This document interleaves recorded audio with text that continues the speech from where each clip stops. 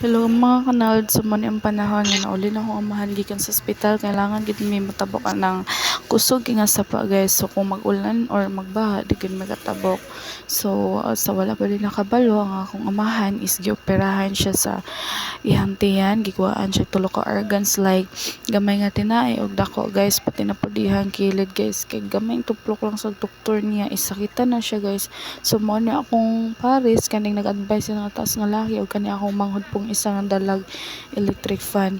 Nagpasalamat min sa mga tawo nga bisan tuog nasa critical condition akong amahan is naa in town sila para makatabang sa mua, para mapalakas ang amuang dughan, para lang gyud taon di mo surrender sa mga nahitabo sa mga kinabuhi nga mga pagsulay like mga igsoon ni Papa, mga ayaan ug guyoan ako. Salamat kay pati sa mga kaliwat.